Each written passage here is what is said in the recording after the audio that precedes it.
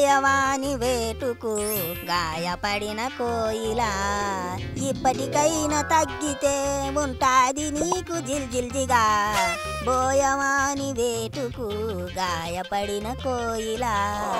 ఒరే ఒరే ఒరే ఒరే ఎట్టా ఉండేవాడివి ఎట్టా అయిపోయేవాళ్ళు అర్జును అప్పుడే చీలిప్పిన సిగరెట్ పెట్టేలా నిండుగా నిగనిగలాడుతూ ఉండేవాడివి ఇప్పుడు చూడు జోబీలో ఎట్టుకుని నలిపేసిన బీడీ కట్టాలా తయారయ్యింది పరిస్థితి రేవంతన్నకు దొరికిపోయి కుడితిలో పడ్డ ఎలకలా గిలగిలగిలగిల కొట్టుకుంటున్నావు దెబ్బకి బతుకు తలకిందులైపోయింది ఇన్నాళ్ళు నువ్వు అందరికీ సినిమాలు చూపిస్తే ఇప్పుడు అంతా కలిసి నీకు సినిమా చూపించారు బాగుందా అదే సినిమా బాగుందా అంటున్నాను అయినా చెబితే ఇన్నావా సిలక్కి చెప్పినట్టు చెప్పాం షెడ్యూల్ వేసుకొని తిరిగినప్పుడు ఎట్టా ఉన్నావో చెట్టంత అయ్యాక కూడా అట్టాగే ఉండు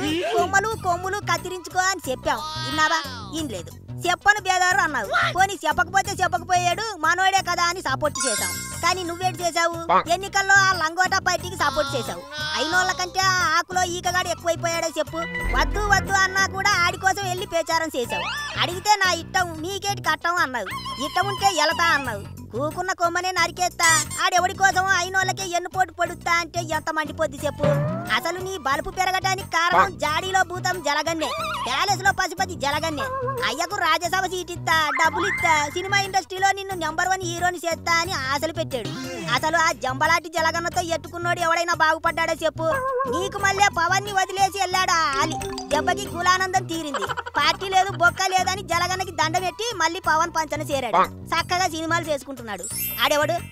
పోసాని ఆడు అంతే చక్కగా మెంటల్ సినిమాలకు కథలు రాసుకోరా పిచ్చోడా అంటే పెద్ద పిచ్చోడా జలగన్నకి భజన చేశాడు జలగన్న అండ చూసుకుని సినిమా ఇండస్ట్రీలో ఉన్నోళ్ళందరినీ అమన బూతులు తిట్టాడు మెగా ఫ్యామిలీపై పేలాపనలు పేలాడు చివరికి ఎటైపోయాడు సంకనాగిపోయాడు ఇంట్లో పిల్లలు పిలుస్తున్నారు కట్టుకుంది పిలుస్తుంది అని చెప్పేసి మొత్తానికే మాయమైపోయాడు జలగన్ని నమ్ముకున్న శ్రీరెడ్డి రోజా శ్యామల ఇంట చెప్పుకుంటూ పోతే చాలా మంది బొకడగాళ్ళ తయారయ్యారు చివరాఖరికి నువ్వు అసలు ఆ ఎడిమోహన్ జలగన్నని ఎర్రి పుష్పాన్ని ఎట్టా నమ్మ బుద్ధేసింది చెప్పు నీకు హీరో అంటే ఎట్టా ఉండాలి సూపర్ స్టార్ రజనీకాంత్ ఉన్నారు ఎంత ఎదిగినా ఒదిగే ఉంటారు ఎక్కడైనా ఓవర్ యాక్షన్ చేస్తారా మీ చిక్కు బాబాయ్ అదే మెగాస్టార్ చిరంజీవి గారు ఉన్నారు అమితాబ్ బచ్చన్ స్థాయిని దాటేశారు అయినా సరే ఎలా ఉంటారు హీరో అంటే అలా ఉండాలి అంతెందుకు చెప్పు తెలుగు హీరో అంటే ఇట్టా ఉంటాడ్రా అని ప్రపంచానికి పరిచయం చేసిన ప్రభాస్ ఎట్టా ఉంటాడు వరుస పెట్టి పాన్ ఇండియా సినిమాలు చేస్తున్నాడు కదా వేల కోట్లు వసూలు చేస్తున్నాయి ప్రభాస్ సినిమాలు ఫ్యాన్స్ అంటే ప్రాణం ఇస్తాడు ఎక్కడైనా ఓవర్ యాక్షన్ చేస్తాడా ప్రభాస్ పేరు చెబితే చాలా మంది డార్లింగ్ అంటారు